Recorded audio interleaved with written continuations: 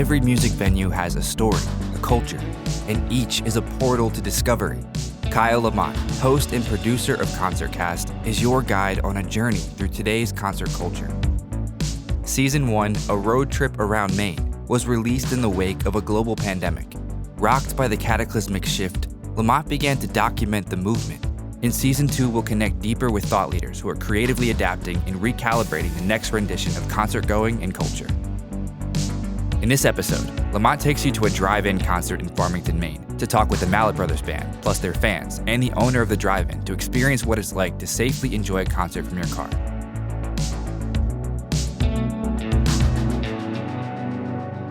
We've all been there.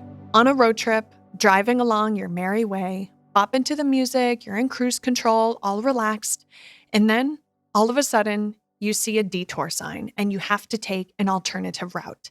Immediately, you feel flustered. Like, what the F? This is going to be a mess. Will I get lost? Will I show up late? You spiral. But then, being the courteous citizen that you are, you follow the signs and cross your fingers they lead you back on track. Because is there really any other option? The metaphor for live music venues being closed right now couldn't be more striking. And ironically, it's sort of what happened on my road trip from Ellsworth to Farmington. I was distraught at first, but then embraced the moment because what else could I do? The route ended up being gorgeous. Rolling green hills, farm country for days, and lots of little general stores. I'm obsessed with little general stores. I made it to Farmington with time to wander through the woods and decompress from the ride. Sun shone from the trees like little rays from heaven. The smell of sweet Maine was intoxicating, and I was rewarded with a hidden yet very humble waterfall. Afterwards, I got back into my chariot and drove down Main Street in search of narrow-gauge cinema, which was not hard to find. Farmington is home to Maine's current governor and is a UMaine college town. Normally buzzing with hormonal co-eds, COVID's silencing was audible. As I pulled into the brand new parking lot at the cinema, fans were lining up in their cars, which felt a lot like waiting to get into the grounds at a music festival. And while fans mingled in a new socially distant way, sweet sounds of music beckoned me. I followed it. And as I turned the corner, I was taken aback by a wide open field of bright green grass and a jaw-dropping view of Rangeley Mountain.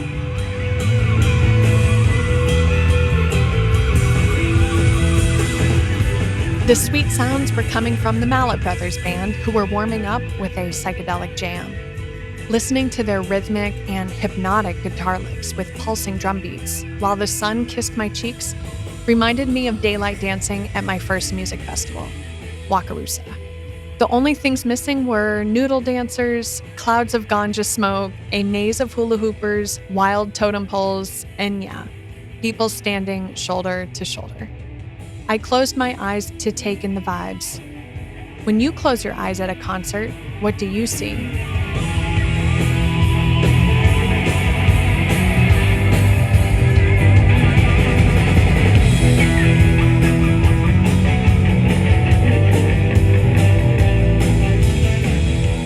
This music had me riding a big slide, like the kind at a water park. But there was no water, rather air, time, and space. I was going in and out of bright pockets of nostalgia and dark nothingness. It was fun and it was enlightening. I love how music can create images behind your eyes, and it felt so good to feel the bass massaging my feet.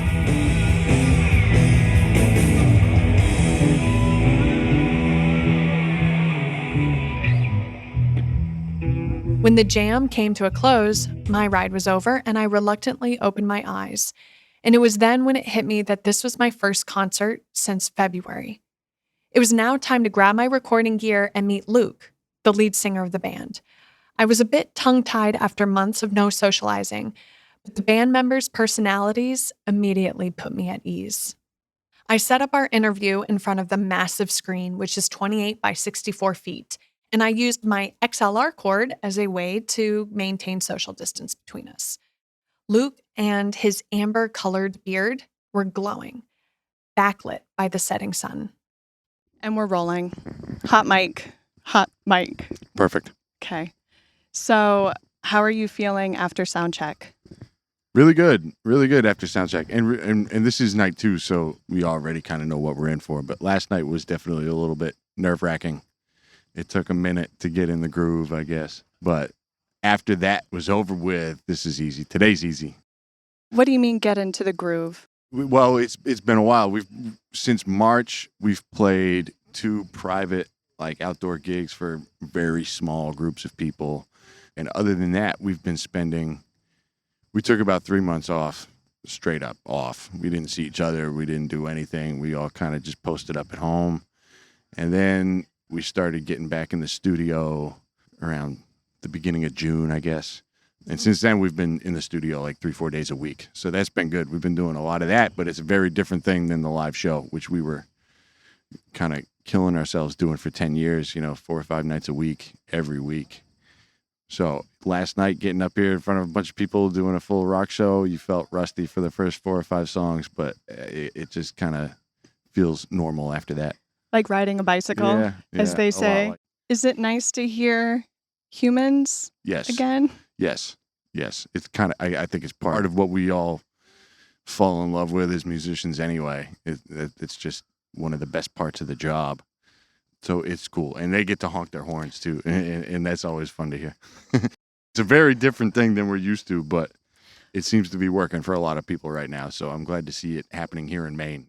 Which is in thanks to John Moore. He's the owner who's been in the cinema industry since he was 17. He built the cinema in 1995 and has been renovating it 1 theater at a time. This is the 4th year as a drive-in movie theater, but the first one as a concert venue. Did you ever think in your wildest dreams when you broke ground here to remodel that this would be happening? No. I mean, I threw so much at the wall and hoped something would stick. I got a lot of rejections. But, then, kind of after a while, Ghost said they'd do it. And then once that went pretty well, then Rustic came in and the Mallett boys came in.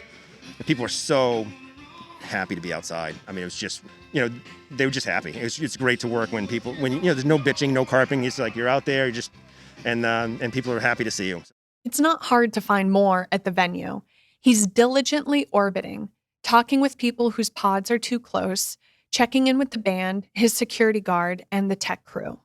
So are you like super stressed? Nobody wants that to come back on them, someone getting sick, and I'm a little bit older than I used to be, so I don't want to get sick. I don't want my staff to get sick. But I also think we're outside. Maine has a very low rate. We're very diligent. Could something happen? Something can happen anywhere, right? I mean, we know that. But outside, spread apart like this, always a good breeze through here, I mean, we can't completely stop living. I think that's the bottom line. The drive-in has hosted Maine's biggest names. The ghost of Paul Revere broke in the stage, and even Bob Marley, a Maine comedian, has performed here. But Luke and his band were waiting a bit, playing it safe. When all this came down, we were very quick to be like, we're not going to be the first kids in the pool for any of it. We kind of wanted to we weren't really in a rush to get back at it. We're still not. We're doing a few things. They're very scattered. They're all outdoor. Anything we're saying yes to is kind of outdoor gigs with not a lot of people. For Moore, safety and social distance is the key to making this work. There is a 55-car max capacity with 4 people to a car. But it's only natural for people to want to get close and talk and dance.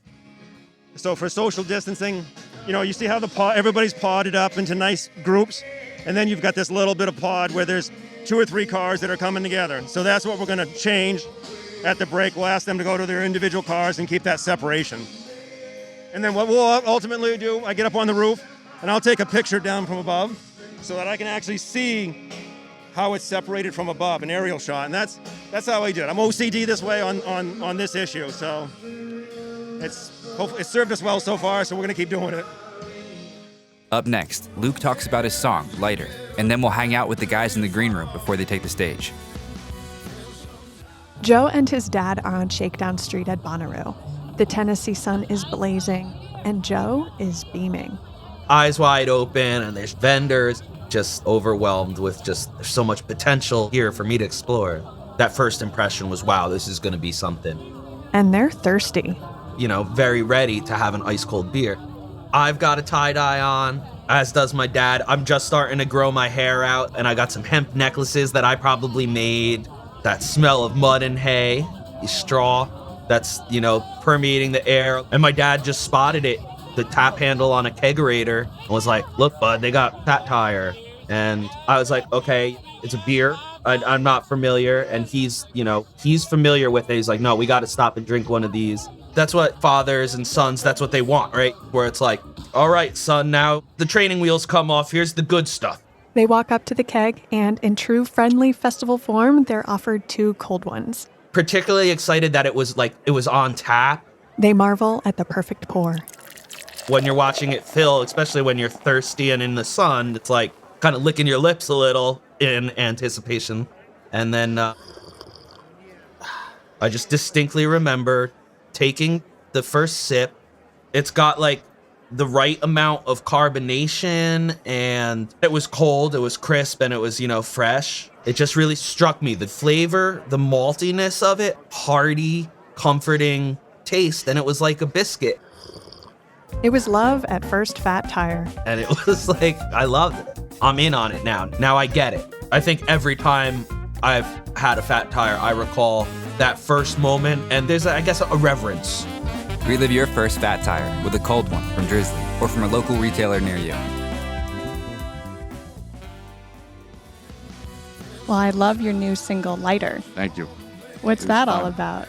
It has this whole burn everything down and start over kind of vibe to it.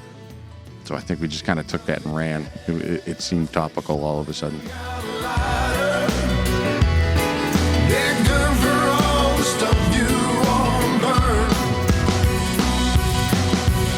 It's becoming sadly clear that the concert industry is like a phoenix.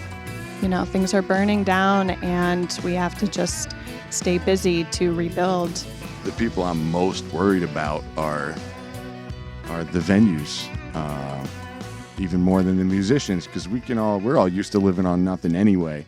And generally our overhead is kind of low. Like, we've got a van payment, and we've got to pay rent at our space, and we've got to try and pay each other ourselves sometimes. But these venues, the independent venues are just, it's terrifying what's happening to them. And we've already seen our favorite, one of our favorite rooms, Port City Music Hall, has gone under. The building's up for lease right now. We've been telling everybody, I'm a big advocate of the NIVA, the National Independent Venue Association, is doing a bunch of stuff as far as lobbying goes. They've got their website set up so that you can just click a button and sign a letter, and they'll send it to all the important people.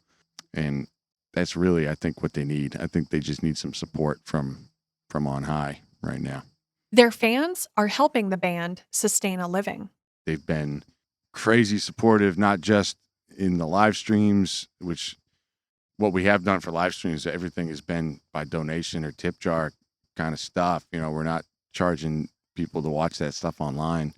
So we're grateful that people are willing to throw down for that.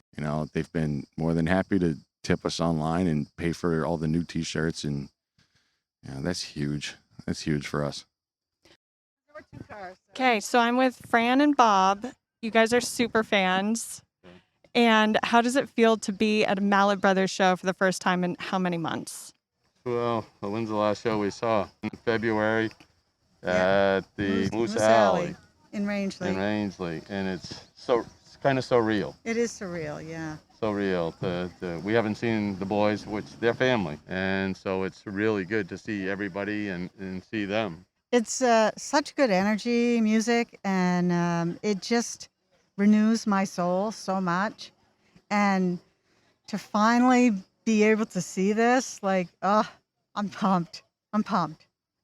And you don't even care if it's in this situation with in a car and distant. Absolutely not. Well, we wouldn't go to a bar to see them. Yeah, I wouldn't go inside. Yeah. Definitely, because she's been battling cancer, and thank God she's cancer-free, and she's a miracle. So we're going to celebrate that tonight. So if you were to tell someone who's never heard of Mallett Brothers before, what would you say about their music and about their live show? Well, see it live. There's nothing like the live performance, and it's so unbelievably energizing. and the camaraderie, the friendship. It goes back to our Grateful Dead days. The people, the friends, these are people we just know from the Mallett Brothers. And these are friends for life from going to Mallett Brothers show. Love that. Thank you very much. you. We want to go party.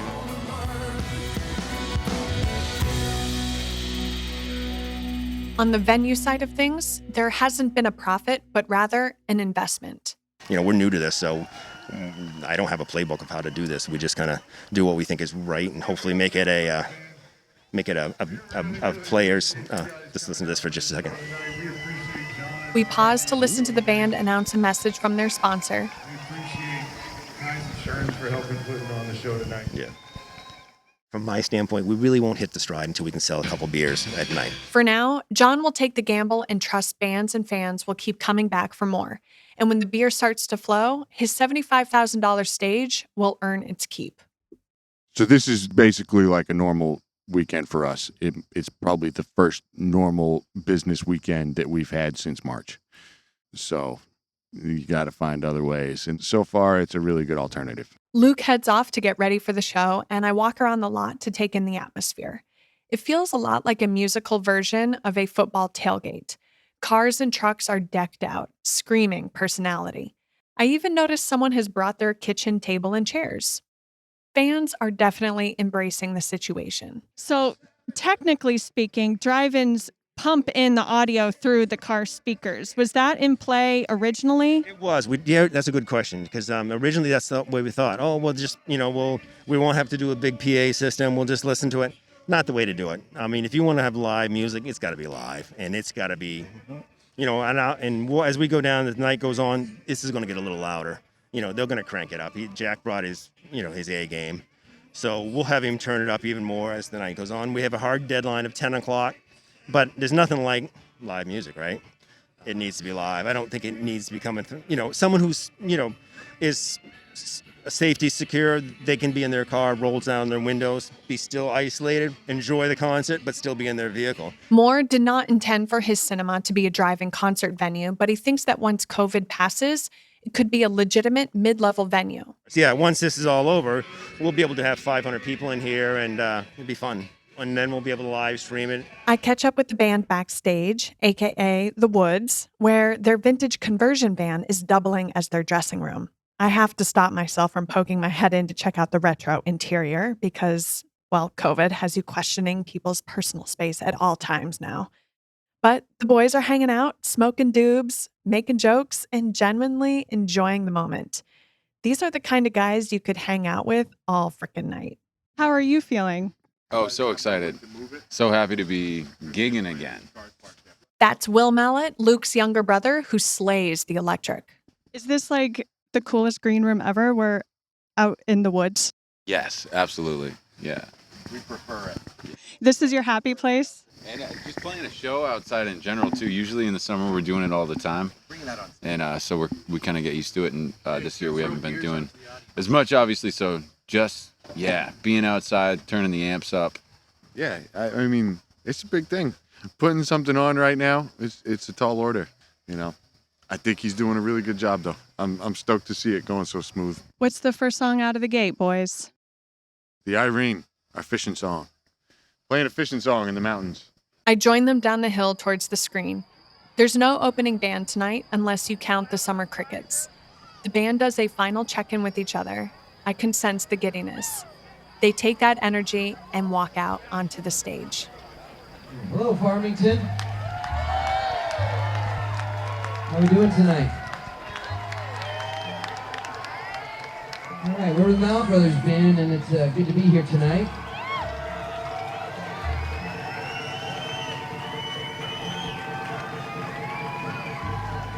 So get ready to party.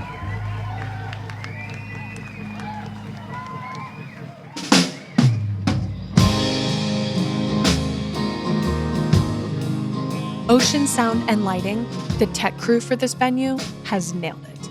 The sound is booming, and they've rigged up multiple cameras to project different angles of the band onto the huge screen behind them.